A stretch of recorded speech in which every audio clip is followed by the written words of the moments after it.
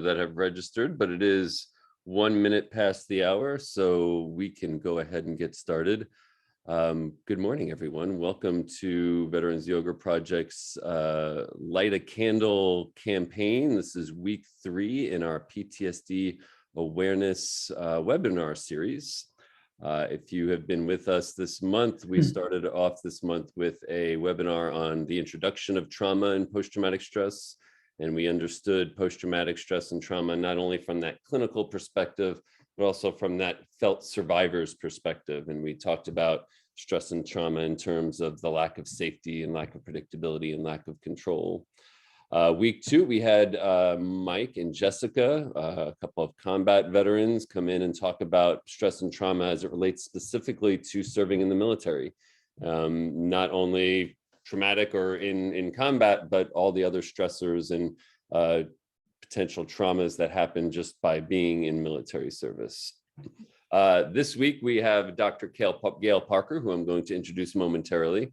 And then we're going to conclude on PTSD Awareness Day, which is the 27th. And we're going to bring Mike and Jessica back, and we're going to have a discussion about post-traumatic growth. And so, again, thank you all so much for being here. I am very honored and grateful that Dr. Gail has donated her time to be with us today. I have to admit, I've been working through her books for the past few weeks and thought, oh, I'd be done with those books by now, but they are really chock full of work to do. Even and especially as someone who does not identify it as any sort of minority. I'm a white, cisgendered, heterosexual male, thinking that book wouldn't be for me, right? That I'd be able to just run through the book and it wouldn't, have anything to speak to me because, what do I know about racial-based trauma? Quite the opposite occurred, right? Where I was able to go back and see where maybe I have been the perpetrator or the victim of racial or ethnic-based behaviors. So I want to thank Dr. Gail personally, as helping me work through my own stuff. But really, Dr. Gail is a psychologist and a yoga teacher. So there's a lot in common there. And if you do read through her work, it very much is in line with the theoretical underpinnings of Veterans Yoga Project's work in our mindful resilience programs.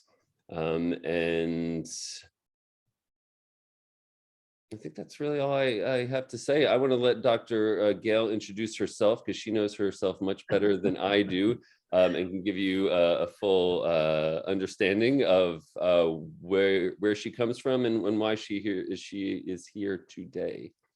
So without further ado, thank you, Dr. Gail, for being here. Thank you, Dan, for inviting me to be here. It's really an honor. I was really excited when you reached out to me after, I think you said that you attended one of the webinars I had done, and you wanted to have more conversation. I'm really happy to be here with all of you. I'm an Air Force brat. So my father was in the military. He was one of the original Tuskegee Airmen, and he stayed in the military and made it his career. And so I come to this work from a very personal lived experience of what it's like to be in the military, the best parts of it and the worst parts of it. Growing up in the military as a child, I loved it. I loved it. My mother, not so much.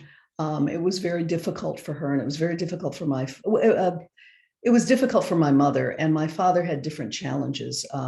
You may or may not know or remember that the Tuskegee Airmen, in addition to fighting in World War II, also fought to end segregation within the military services. And it was tough. It was hard for them. So one of the things that I am very clear about, that I got clear about, again, because of my lived experience, and also just my understanding as a psychologist. I'm a psychologist by profession, and I'm a yoga therapist as well. And I'm a lifelong practitioner of yoga. So I have a lot that I can share with you from all of those perspectives. But it was clear to me that the practice of yoga and the lifestyle of yoga, not just doing the asana practices, is it's a healing modality that can support recovery from stress and trauma. And one form of trauma and stress that really has not been researched very much, if at all, and has not been dealt with particularly, especially in the yoga community, but generally even in the behavioral health community, is race-based traumatic stress, which is a different kind of stressor that requires a different kind of intervention. So I want to share some of that with you, my thoughts about that and my theory about that. And I've written a couple of books on it. But first, what I'd like to do is Dan, I thought you were going to do a centering exercise. So I'll do one. Okay, no, I was so excited to hear you talk. I totally. Well, I forgot to, but let's just take a moment while we're here. And this is the way I'm going to invite us to center right now. I wish I could see all of your beautiful faces. So for those of you who are not shy about being seen, I would love it if we could see each other. But in the meantime, what I'd like you to do is to put in the chat. Alex, is the chat available for everybody? Yes, ma'am. Okay, so what I'd like you to do, by way of introducing ourselves to one another, is to just put in the chat where you happen to be, what room or car or wherever it is where you happen to be, and why you chose that location to attend this particular webinar. So I'll start. I have spent the past 7 months in Palm Springs, California. And I have just returned to Detroit, Michigan, which is where I am right now. And we drove that's the last drive trip. I mean, driving across country is, oh my goodness, it's not like it used to be. When I grew up in Arizona, my father was stationed at Williams Air Force Base, which is a training base at the time. It doesn't exist anymore. And we would drive cross country all the time. Well, it's not the same anymore as it used to be then. So I'm happy to be here. I'm very happy to be in my home in Detroit to share with you my presence. So that's where I am. So if you can just put in your chat where you are, why you're here, what room you're in, and I will take a look if I can see it. It says my vehicle. I'm traveling out of state. Good luck with that. I'm in my kitchen in Eugene, Oregon. It has the best windows in the house, and I'm close to the snacks and the coffee. I'm in my office where I have my video gear, my recliner in my bedroom. This is a safe place for me, and I'm not distracted by anything in my chair. I'm in my car in Connecticut having lunch before dropping something off to my daughters at school, the Hudson Valley National Center for Veterans Reintegration. Why here? Because working. I'm in the main room, which is like the Google Veterans Center. It's for community, at my kitchen table because the lighting is best for my video. That's where I am, by the way. In my bedroom because it's where I am most days. In the car, just dropped off my daughter. Dining room in Baltimore. In Seattle, my office bedroom. I'm in my car driving my kids to an event. Well, thank you for sharing all of that with us. Let's see, we got more. In my study fitness extra closet room, aka the random spare room, LOL, in the Tampa Bay area, aloha. Dining room table in Havelock, MCAS, help me out. Anybody know where that is? I don't know. All right. Well, welcome everybody. I'm happy we're here. Let's just take a moment though right now to just close your eyes or lower your gaze so that you're just not really seeing anything with clarity. And begin to focus your awareness on your breath, unless you're driving, in which case keep your eyes open and focus your awareness on your breath as you drive safely. And just be mindful of the coolness of breath as you inhale through your nostrils and the warmth of your breath as you exhale.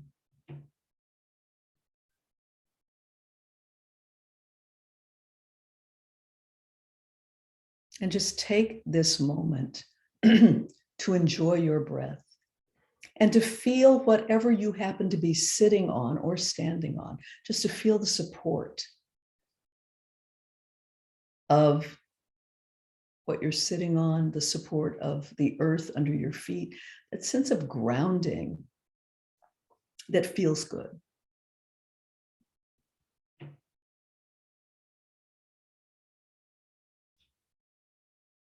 And then when you're ready, just bring your awareness back to the screen.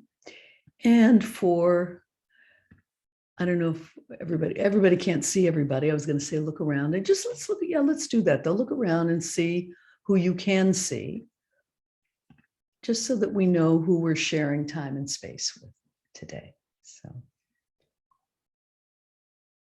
So again, welcome everyone. I'm going to start by, I want to share with you a video, and then so I'll start with that. Some of you may be familiar with this, may have seen this. Gentlemen, welcome to Tuskegee Army Airfield. It is the task of myself train and evaluate you men as potential combat pilots. There have been many obstacles on the road to getting you here. What I see is a unit that's an embarrassment to the Air Corps, to the American people, and to themselves. We might as well just forget it and send us home. I know I'm going to make it through. That's all that matters. We got a right to fight the war. I believe it like anybody else. This sad experiment is a drain and a hindrance to that effort. As God is my witness, those boys will never see combat. I came here for one reason. To do one thing. To learn how to fly. Welcome to the war, gentlemen.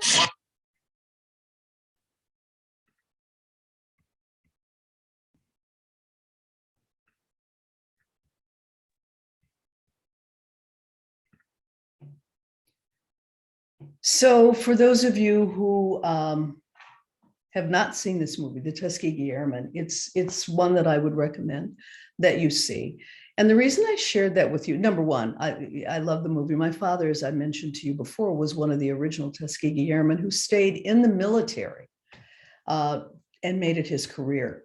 And so I just want to share in his honor, I want to share more of his story. I've written a couple of books. The second book is called Transforming Ethnic and Race-Based Traumatic Stress with Yoga.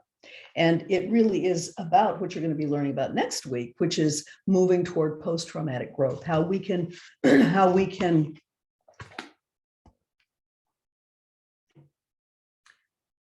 release stress and trauma, digest our stresses and our traumas, and move toward a more, even just a healthier way of being in the world. So, but first I want to read this to you. I hope you don't mind. I like reading to people and I like being read to. All right, okay. So I want to introduce you to my dad. He never wanted to make history. He just wanted to fly. My father, Frederick L. Parker, was born June 25th, 1920, the third of 6 children. While he was raised on the south side of Chicago, his parents owned a farm in Cassopolis, Michigan, where the family spent summer vacations. During his youth, he loved nothing more than spending lazy summer afternoons on his back, gazing toward the sky in the meadow near the farmhouse. Hands cupped over his forehead like an awning, shielding his eyes from the sun, he watched birds flying overhead, soaring, dipping, and diving for hours at a time. What freedom, he thought. He tried to imagine what it would be like to be as free as those birds. My father's dream was to one day become an aviator. When he graduated from junior college, because he was not yet 21, he had to get his father's permission to enlist in the Illinois National Guard and attend officers' candidate school. He was later commissioned as a second lieutenant in the United States Army Air Corps. And in 1943, he attended pilot training at Tuskegee Airfield in Alabama as part of an experiment to train African-American pilots. Graduates of his class of 1944 were an integral part of the infamous 332nd Fighter Group called the Red Tail Angels. At that time, the United States Armed Forces were racially segregated.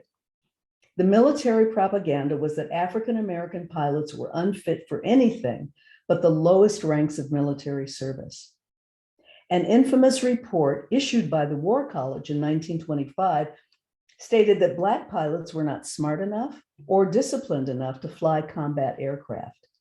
The pilot training program, known as the Tuskegee Experiment, was in actuality designed to prove that the military propaganda of the day was factual. It was an experiment designed to fail. However, in spite of the obstacles they faced, these men refused to accept the limitations others tried to impose on them. To them, every obstacle they faced was just another door in the way. The Red Tails flew hundreds of successful missions as bomber escorts over North Africa and Europe, eventually gaining the respect and admiration of the military brass, the same people who questioned their ability and doubted their courage. And you saw one of them in this video clip. Rather than chasing after and downing enemy aircraft for their own personal glory, these pilots had a reputation for staying with the bombers they were assigned to safeguard. They risked their own lives to protect the lives of others as they flew through enemy territory. Once they appeared as escorts, the bomber pilots and crews knew without a doubt that they would be protected from enemy fighters. It is a matter of record that the Red Tail Angels lost fewer bombers than any other bomber escorts during the war. The Tuskegee Airmen fought a war on two fronts. They helped to destroy Adolf Hitler's regime, defeating Nazi tyranny. And at the same time, they helped end racial segregation in the United States Armed Services, all because they wanted the freedom to fly and the freedom to fight for their country. In the process, they helped to end oppression abroad as well as at home. They weren't trying to make history. They were trying to make a difference. By remaining true to their heart's deepest desires and to their calling, they changed the world. As far as I know, my father never practiced yoga. But what he taught me was how to practice yoga off the yoga mat by being steadfast and courageous and committed and disciplined and doing the right thing. And so for me, I'm a lifelong practitioner of yoga. And for me, as a clinician and as a yoga practitioner and a yoga therapist, I'm a certified yoga therapist, it's important to me to be able to practice yoga, not when I'm just on my yoga mat. Being on the mat it's an important thing, but it's not the most important thing. The most important thing is, how do we live our yoga? And so it became pretty clear to me. I've been practicing yoga for, I think at least 50 years. Before yoga studios existed, I stumbled across a yoga class many, many years ago. And it was in the Detroit Institute of Arts. And there was a man teaching the class his name was Mr. Black, and he wore a black suit and tie to teach us yoga. And people came after work, our work clothes on. We would take this yoga class on a floor. There were no yoga mats, there were no yoga outfits. And we would do these practices. And I remember after the first class, this sense of peace and calm, an inner peace and calm that I experienced, which is what kept me coming back week after week. The classes were only held once a week. We'd go home, we'd practice what we could remember on our own. So I developed a home practice as part of my practice right away. And I later learned, because I never, ever, ever, ever, ever gave up the practice, even when it was not accessible. Really, there was no place to go to take a yoga class. You read the book, you looked at the picture, you did the posture. But I never lost my love of yoga. And even when I started practicing in studios, which I think was in the 90s, that's when they began to proliferate. I loved it, but I've just always been so committed to the practice. I learned later that Mr. Black, as it turns out, was a direct disciple of Paramahansa Yogananda. And so I was introduced to yoga by a master, and I am pretty certain that that's why I have been so dedicated to this practice all of my life. Which brings me to my next point, which is the practice is important, but who we are, those of us who are offering therapy, those of us who are teaching yoga, who we are is critically important. It is the within the context of the relationships that we form with people that healing occurs. And so one of the things, it's interesting because Dan is talking about reading the book, my first book, which I'm gonna indulge myself and read to you from, if you don't mind. Thinking that, well, this is not for me because I'm white, I'm not Black, I don't know anything about race-based stress and trauma. It's not affecting me. I don't have a clue. But that is not the way these books are written. They are written to include everybody. And I'm going to read you again something that I think is really important. I was going to introduce you to my dad too, which I will do in a minute. I've got pictures. I want you to see him. The introduction to this book, this is the first book, Restorative Yoga for Ethnic and Race-Based Stress and Trauma. And I will tell you why I chose that title and why I chose this focus. But the introduction, race matters, is what I say. It says, in my observation, in a racialized world, each of us has emotional wounds based on events of ethnic and race-based stress and trauma that are unacknowledged and therefore unhealed. Even though visible and invisible effects of ethnic and racial stress and trauma abound, many of us remain unaware of its effects because it's so common. The challenge of doing the hard work of healing the ancient pain of racial wounding is long overdue. It's time for each one of us, that's all of us, to take an honest look at the wounding we have endured and the wounding we have inflicted on others, whether intentional or not. We hurt others as a result of ignorance and of our own inner strife and pain. Now is the time for us to turn within and for healing our own pain as if our very lives depend on it, because they do. I believe restorative yoga can help us do that. Svadhyaya is one of our principles of practice, self-study. I think it is essential for all therapists, regardless of who your population is that you're dealing with, and yoga teachers, to engage in deep self-study. And as it pertains to issues of race and ethnicity, I say we each have a responsibility, regardless of race or ethnicity, to examine our own relationship to our own race and ethnicity. This is not about going out and helping somebody, understanding something that you may not understand. If you've not lived an experience, you don't have the same understanding as someone who has a lived experience. We all have lived experiences based on our race or ethnicity, don't we? We all do. So I've never lived the life that a white person lives because it's not part of my lived experience. But I can listen and understand. And I'll tell you something, because we live in a racialized culture, and the dominant group in this particular culture is white. And so if you are a Black person or a non-Black person of color or an immigrant, you have to learn to adapt to the larger culture. So you just learn that.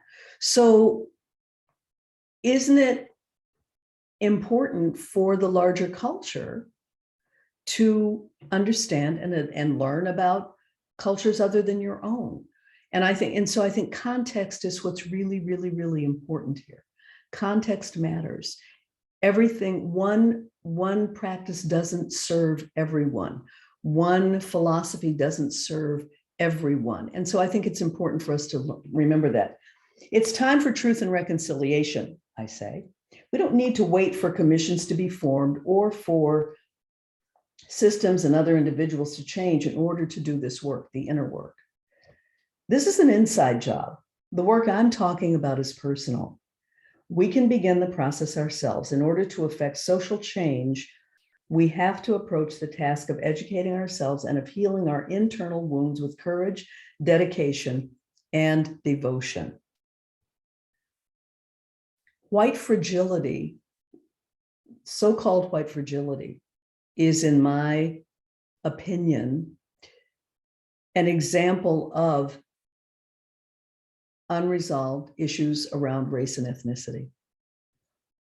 Why am I defensive in the conversation? Why am I dismissive of the conversation? Why do I think it's divisive? Why can't I tolerate having the conversation? Why do I personalize the conversation? See, these are all really important questions. And that's why Dan said, well, he thought he'd zip through the books. But in the book, I invite people to explore and examine my own relationship to this stuff, coming clean with yourself and sharing that with people that you trust. The work we have to do goes beyond policy changes. Policy changes, diversity and inclusion initiatives and laws. The work we have to do, and I'm including all of us in this, requires shifts in consciousness. And it starts with individual personal transformation. No law or policy can make that happen. It's time to shine a light on our own ethnic and racial wounds and to begin the process of healing ourselves. Then this new revolution is going to be internalized and broadcast, and not broadcast or televised. Now is the time for a change of heart, change that occurs from the inside out. So this is where I'm coming from. This is about our willingness, each of our willingness to do our own inner work so that we can be better prepared to hold space for and to be a resource of healing for people whose experiences may not be exactly our own. You do not have to have the same experience with someone to be able to support them in healing their stress and trauma. But you do have to be emotionally prepared to receive what may come at you. And that's why it's so important to do the work. But I want to go back. I want you to meet my dad. Okay, so because I forgot about that. So we saw that the Tuskegee Airmen, we saw that clip of the Tuskegee Airmen. And I just wanted to share this with you because my father's birthday is this month also, on the 25th. So this is his graduating class, which of course you can't see anybody, and I can't even tell which one is him, but that's the graduating class. This is my dad right here in the pilot seat. He was, and this is his training instructor when he was at Tuskegee. So this is him learning to fly a twin-engine aircraft. And this is Second Lieutenant Frederick L. Parker, my father. So I just wanted you to meet him in that way. So I want to stop sharing screen, and I don't know how do I do it? Okay, here. Okay, good. All right, so I'm back, I think.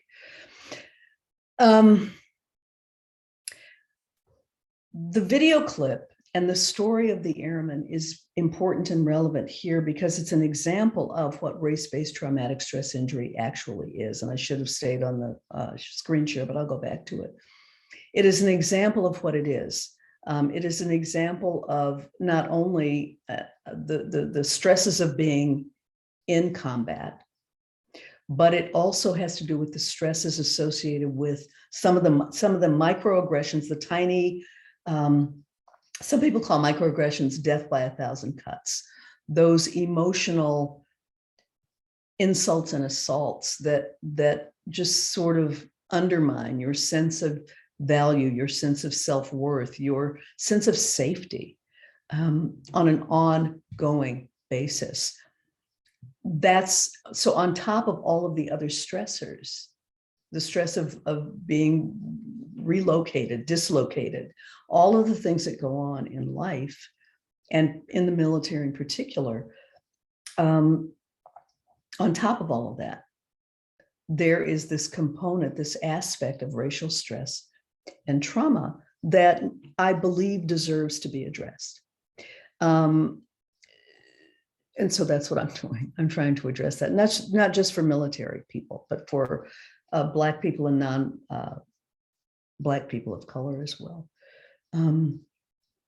And also, again, I include white people in this. I just don't think none of this is new. So the research has shown that there's something called high effort coping. So if you're paying attention to that video clip at all, you see that these men were trying to fight. They're fighting for their country. They're also fighting for their right to be treated as equal individuals and fighting for their right to serve their country.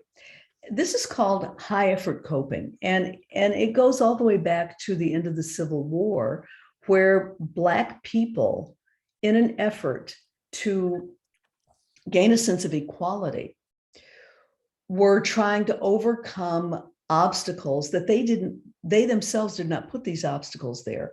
These were barriers that were erected to prevent them from having equal access.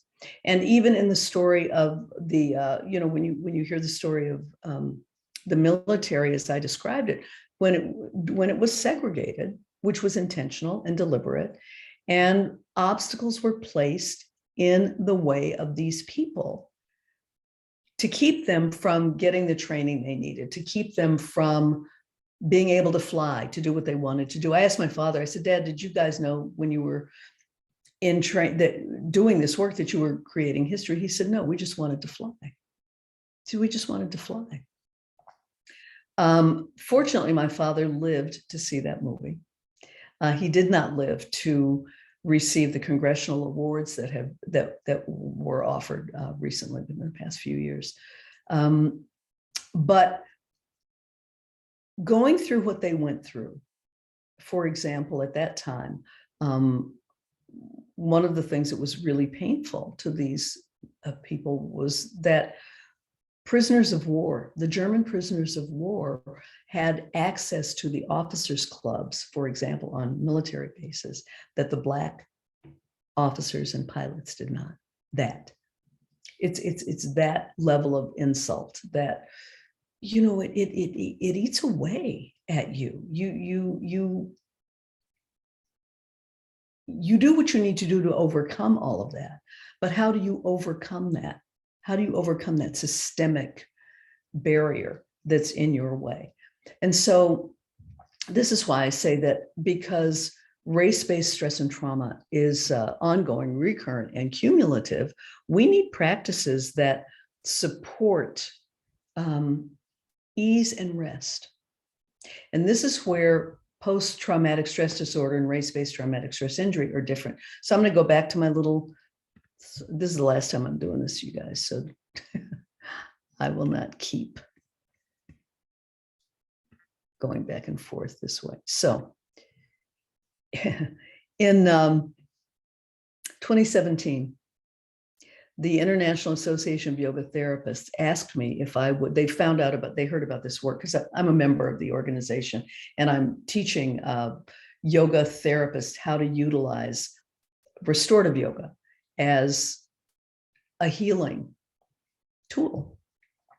And it occurred to me while I'm doing this, because again, as you know, you don't need me to tell you that the yoga world, people in the yoga world, it's predominantly white, as is the United States. But that's just the way it is. So, but it began to occur to me as I'm teaching these yoga therapists how to utilize yoga as a therapeutic healing technique, that restorative yoga had the potential to really ease racial distress. So IYT found out about this and asked me if I would make a presentation. And so I did. I was a little nervous about it, but I did. It was so well received that they invited me to come back the next year to be their plenary speaker and to offer this workshop. So what is race-based traumatic stress injury?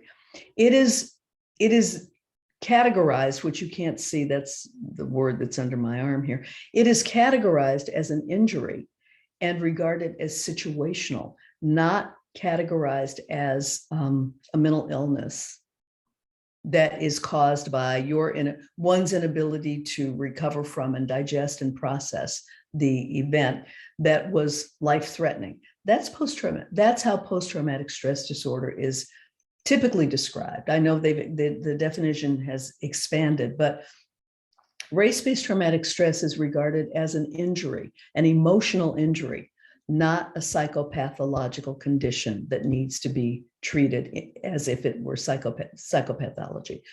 So it's any stress or trauma that's associated with a racial insult or wounding that has caused emotional pain. This is therefore totally subjective. And as you know, in yoga, we learn that what makes something valid is what? The subjective experience of it. If I'm having the experience, that's what validates it.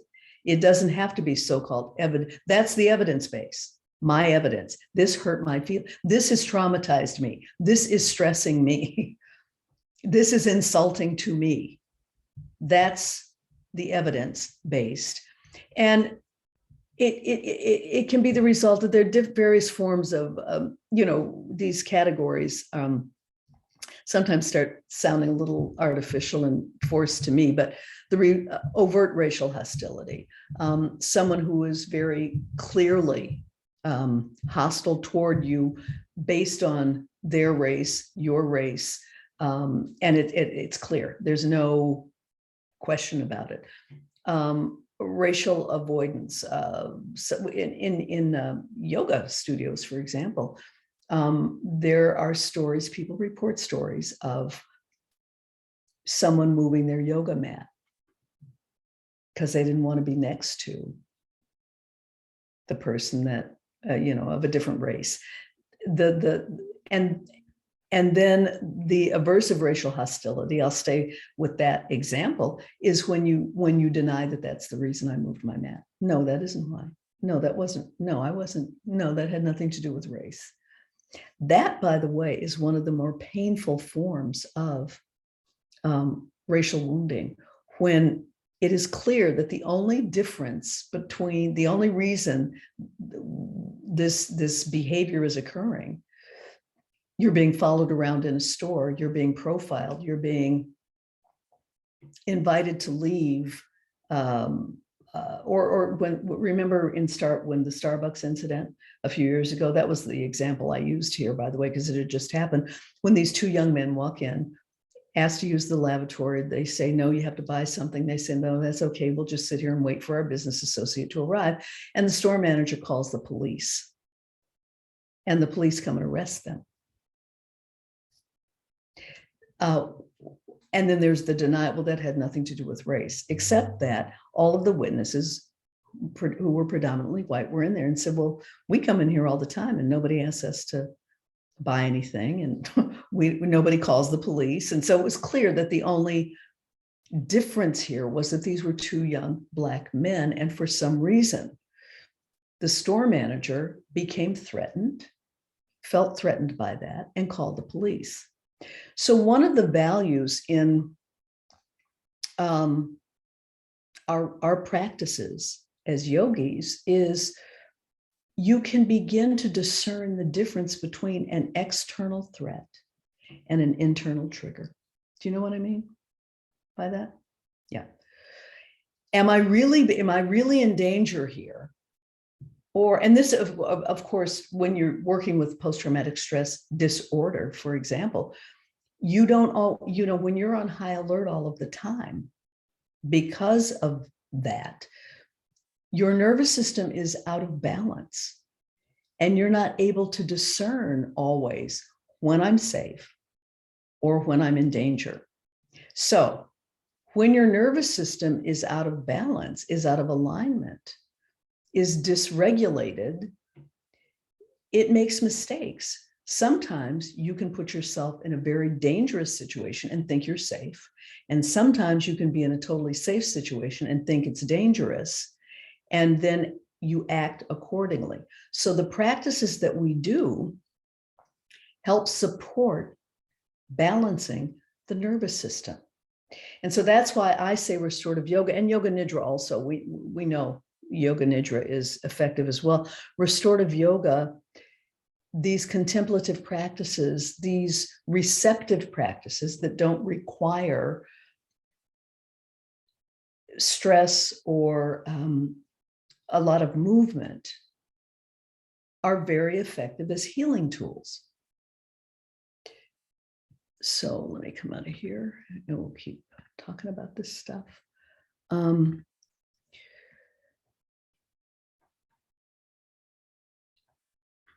so my hypothesis is we know that yoga can support healing, emotional healing, and we know that it can prevent future suffering.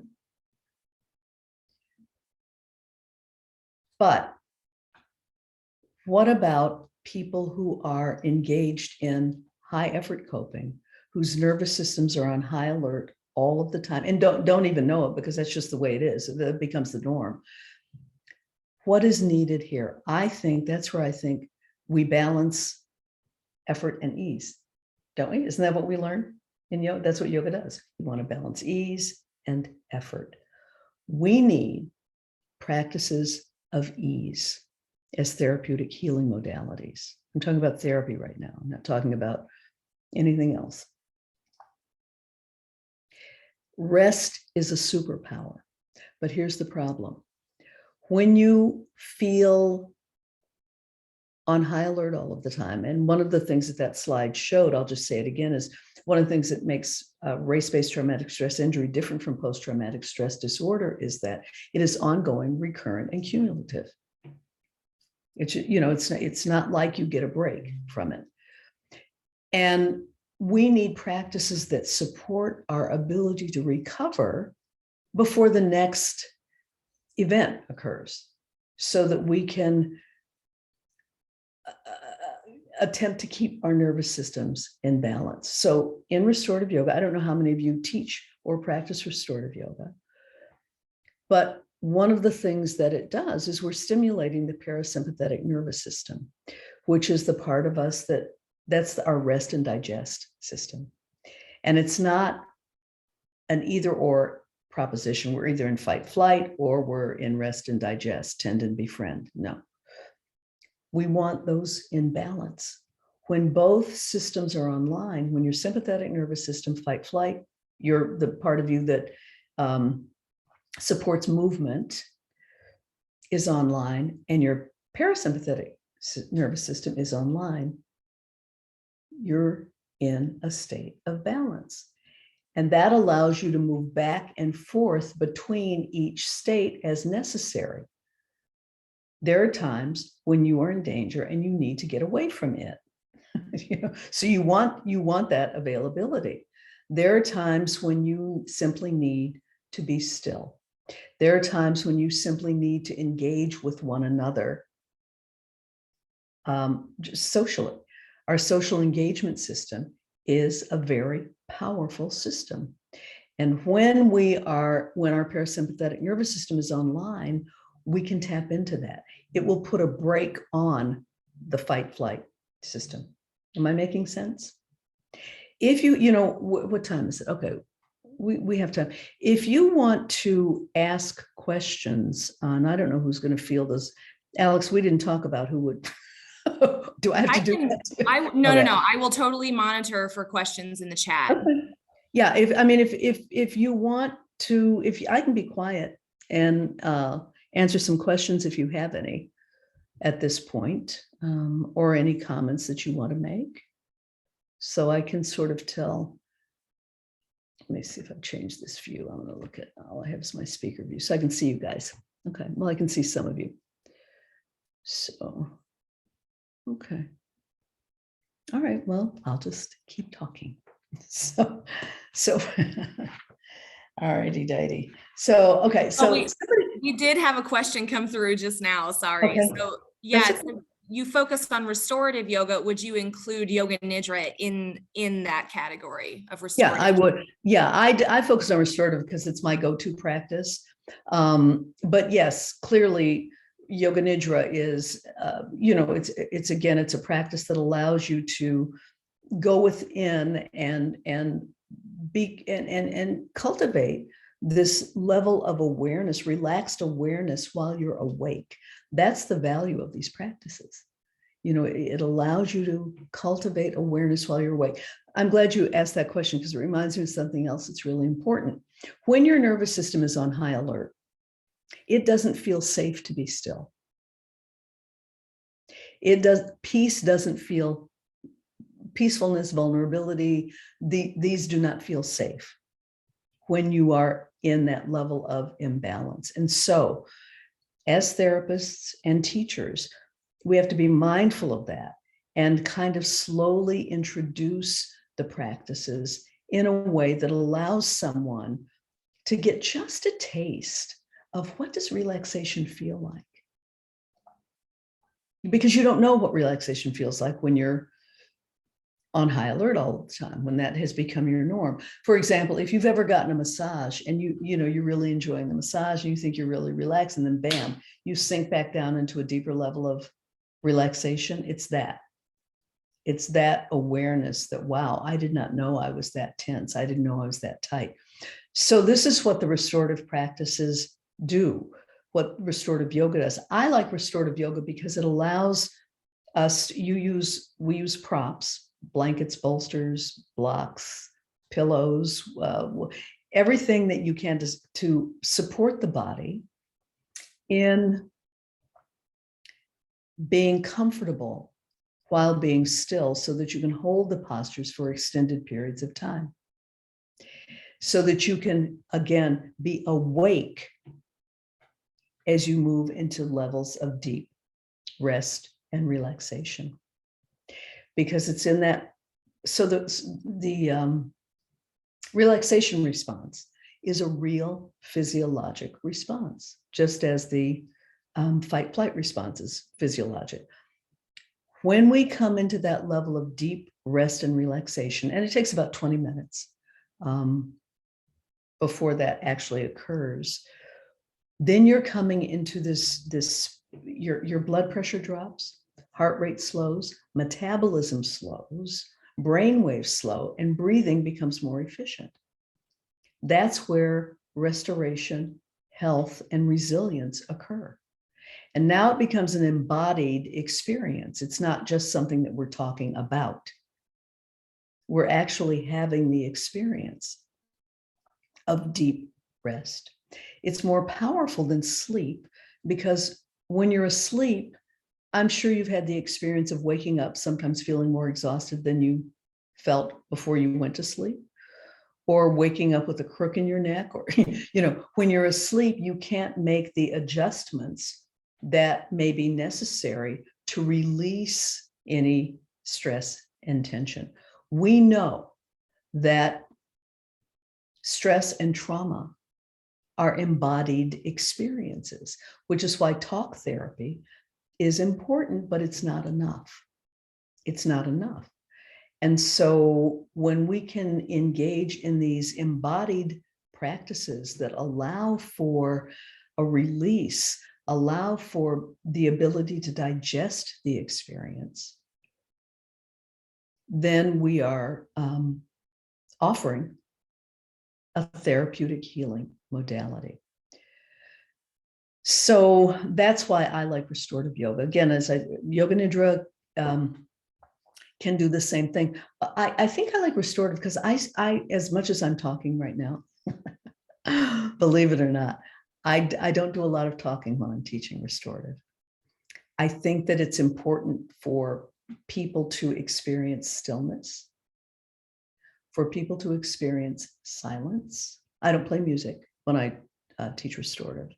Some people do, but I don't. I want people to know what silence sounds like. It has a sound of its own. And we can begin to listen for it. What does it sound like? The room, of course, should be, it's ideally, warm, because since your blood pressure drops, and it really does, you get cold doing the practices.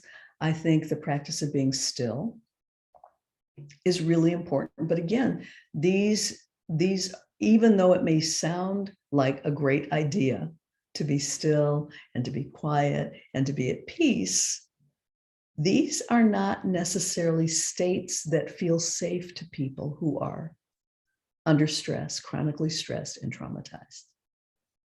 So we introduce them, one silly millimeter at a time, just do a little bit, just a little bit. And then, because the brain is attracted to that which is, even though I'm sure you've heard about a negativity bias, the brain is actually attracted to what feels good. That's why yoga is so effective, because yoga feels good, even if you can't articulate exactly what you're experiencing.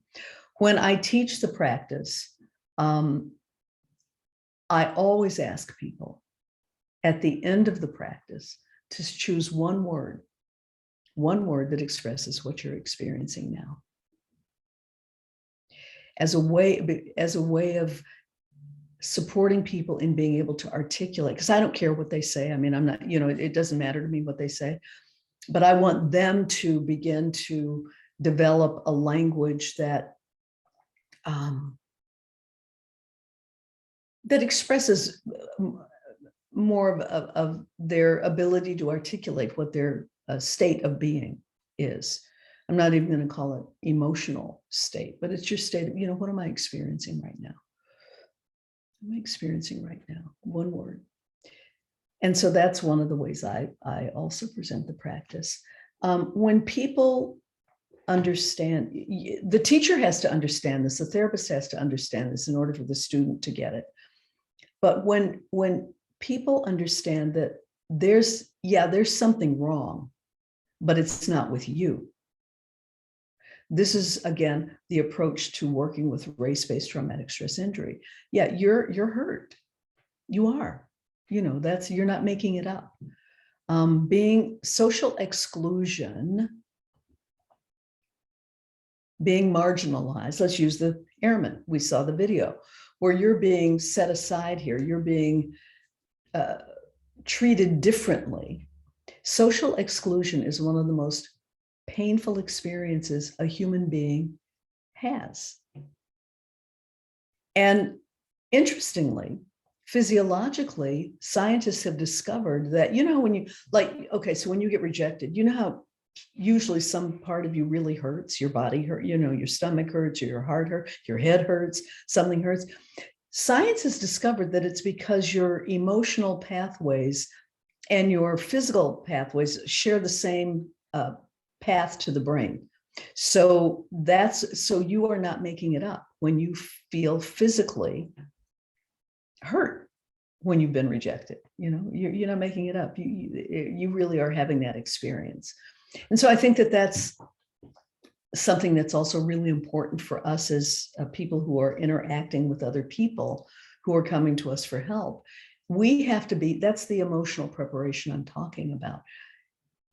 The impulse often is nobody likes to see someone in pain. And so the impulse is often to try to fix it, to make it go away, to make somebody feel better.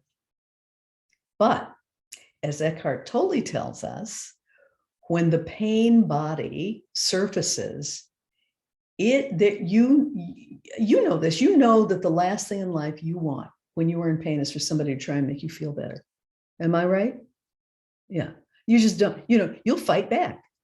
You will defend your pain, And so again, that keeps you in contraction, that keeps you contracted around it. What I'm teaching is then this is what I think the practices do, the restorative practice can do. Can we stay open to whatever it is we're experiencing, to whatever energy is flowing through us, so that it doesn't get stuck? We call those in the yoga world samskaras. The energy that we push down and push away because it's too uncomfortable to feel. I remember once being in Shavasana, and I had been, it's too long a story to tell. But again, growing up in the military, and I grew up in war zones also. We were in Korea in Japan during the Korean War. And I remember being in foxholes with my mother. This is not a memory that I carry around in the front of my brain, by the way. But it's in me. And I remember how terrified I have been of war, or even the thought of war.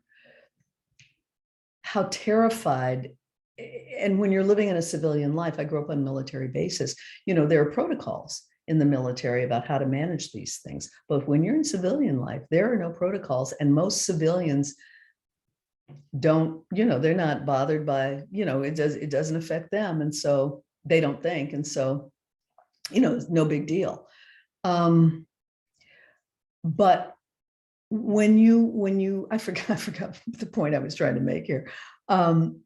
When you try to fix that, I know I was in Shavasana, try to fix that, it doesn't work. So anyway, I carried a lot of anxiety within me, much of my adult life.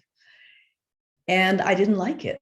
I don't like feeling anxious. It does not feel good to me. There are lots of feelings I'm willing to have that I can just have, like I don't mind crying, for example, but I don't like to feel scared at all. And so I tried really hard not to be scared. I would call on my courage and do scary things. I didn't let it keep me from doing anything. And I remember once being in Shavasana, and all of a sudden, this feeling of, it started at my toes and moved all the way up through me and came out. And because I was defenseless, because I was, as I said, minding my own business in Shavasana, I remember thinking, oh, that's what fear feels like. And it was gone. And I've never had the experience since. That's what these practices help us do. Now, I've been practicing forever, when that occurred. But that's the hope of the practice, when you can allow yourself to just remain open to whatever is occurring, instead of contracting and remaining in contraction. See, it's the remaining in contraction that is the problem. When you step on a nail, for example, and it penetrates your foot, it hurts. And it's normal. No one's going to say, oh, I stepped on a nail. So you contract, right? It's the remaining in contraction that is the problem, because in order to heal, what has to happen? You got to pull that nail out. And just the thought of that is cringeworthy, because it's going to hurt more than it did when you stepped on it. And so rather than pulling the nail out, you keep it in. And then what happens? It festers. It gets worse.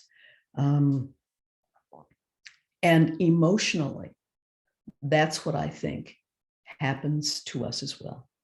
When we contract around our pain, and race and ethnicity and immigration are emotionally charged experiences and conversations in this culture. We don't like to have them. So all of us, we stay contracted. That is not a good thing. I'm saying we all need to find ways to open, and let whatever that energy is move through us, so that we can now approach each other humanely, with clarity, eye to eye, heart to heart, knee to knee. That's my hope for us. That's the work that I'm trying to do, and the work that I'm trying to share with you. So I think, is it time to wrap up? Alex, you told me, okay. Yes, ma'am, that's perfect. All right, so if you have any questions or comments, I would welcome them. Here's a comment just came through. I'd love to have Dr. Parker talk about the topic of using Sanskrit language and terms during a yoga class, I'm assuming. Right now? You want to do that right now? Okay. Do I have time to answer these? I'm not sure if we have time to go into the theory of how and why to do that at all times. I'll tell you, as far as I'm concerned, it's like teaching, People want to learn. They do. It's like teaching somebody another language.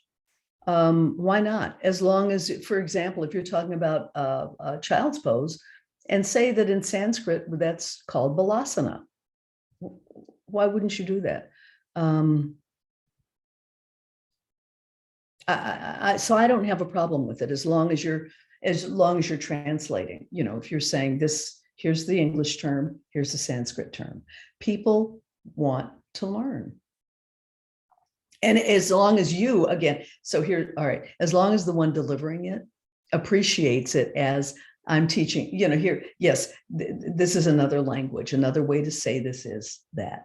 If you have issues around it, then I would say examine your issues and then use your own integrity to determine whether or not you're going to use Sanskrit terms.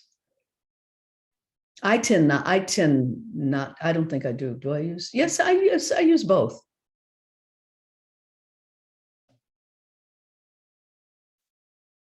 So I don't have a hard and fast rule about that. Dr. Parker, if I can try to see if I sort of understand where we're at here. What you're proposing is that these restorative practices, this ability to get still, to get deep, depends on our feeling safe, but that the experience of being in those restorative practices can undo or help us release some of the trauma and the fear that we have in us. Mm-hmm. And that if, as a practitioner or somebody who serves veterans, I want to create that safe space, right? I want the students who come to my yoga class to feel safe enough that they can get deep. Mm-hmm. And if I hear you correctly, racial and ethnic-based stress and trauma is ongoing, recurrent, and cumulative. Mm-hmm. Right? So it's not like you actually get to step out of the battlefield, right? It's happening, or you're on guard for it all the time. Mm-hmm. And that as practitioners, in order for us to create a safe space, ultimately we have to do our own work.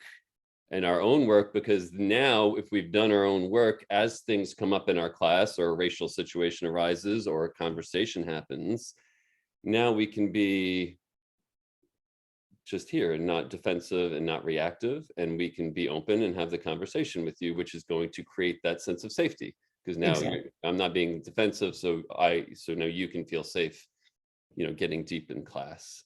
Am I on the same? It creates a sense of connection. It involves, there's so much to discuss around this. I think about diversity, equity, and inclusion as terms that are now, in the old days, it was something else, but now it's that. And I'm thinking, okay, so we went from tolerance. I can tolerate being around people of a different race or ethnicity than my own, let's say. But tolerance means that I'm willing to put up with you, but I'm not going to engage with you. I'm not going to be, I don't have to be involved with you, but yeah, I can tolerate it. All right. Mm-hmm. Then we went from tolerance to what? To inclusion. Now so I'm willing to include you in my organization or my class, or even include you by inviting you to my birthday party, whatever inclusion is, but it doesn't inclusion. Okay, so now I've done that. Now what? Then we're moving to belonging.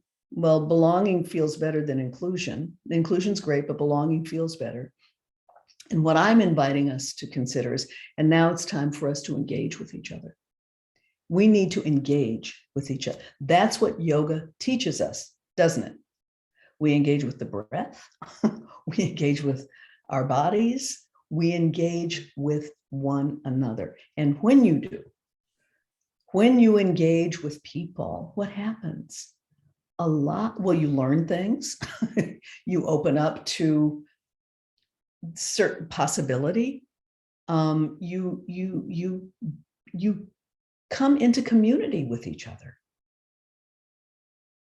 You know what I mean? And that's what I believe the work is.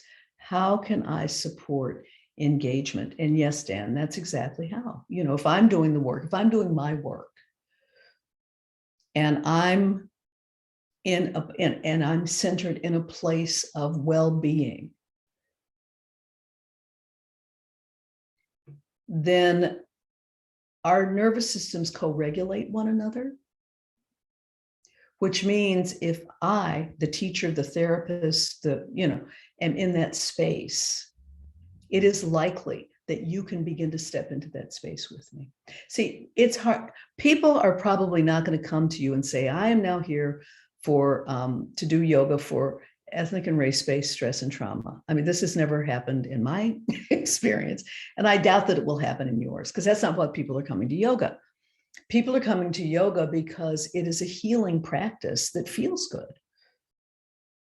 How do we ensure that we make that possible for people? Well, we have to do the practice too.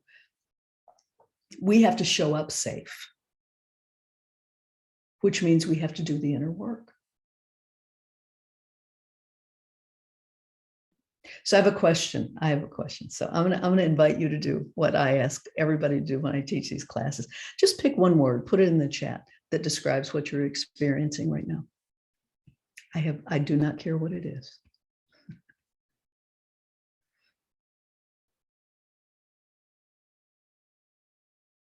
Curiosity, gratitude, satisfaction, sorrow, confusion, practice,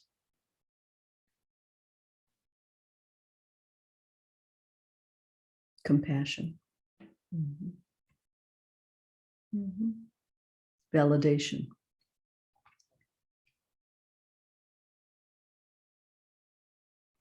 Vivian, do you have a question? I see your hand up. Oh, hi, Vivian. You have to unmic if you have a question. No? Maybe it was a mistake. Peace, calm. Yeah.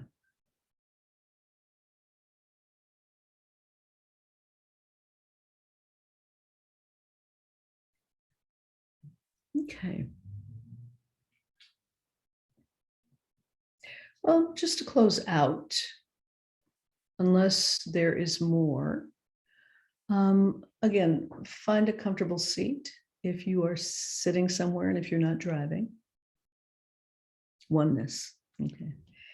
And lower your gaze or close your eyes. And return your awareness to your breath. And place your right hand over your heart and your left hand over your right hand.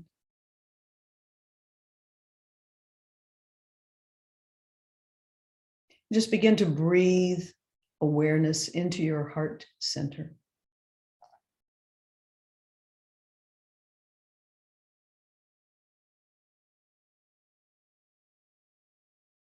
And I'm going to say a word and just silently, I think you're all muted anyway, but just either say it out loud or to yourself. Repeat after me. So, I am breathing in just like you. And just say that a few times. I am breathing in just like you. One more time. I am breathing in just like you. And then I am breathing out just like you. I am breathing out just like you.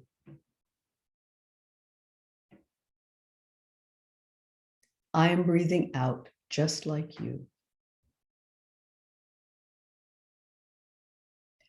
We are breathing in and out together.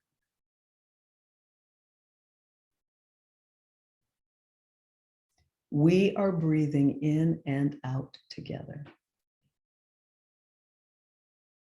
And one last time, we are breathing in and out together.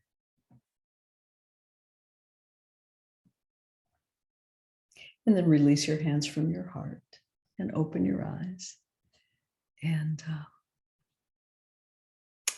I will say, we can put our palms together and bow toward our heart in gratitude for the benefit of the healing practice of yoga and for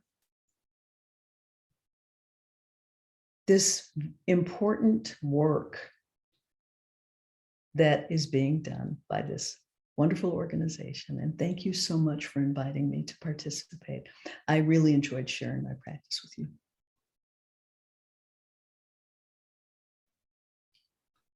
Thank you so much, Dr. Parker. I know we all very much enjoyed having you share your practice with us.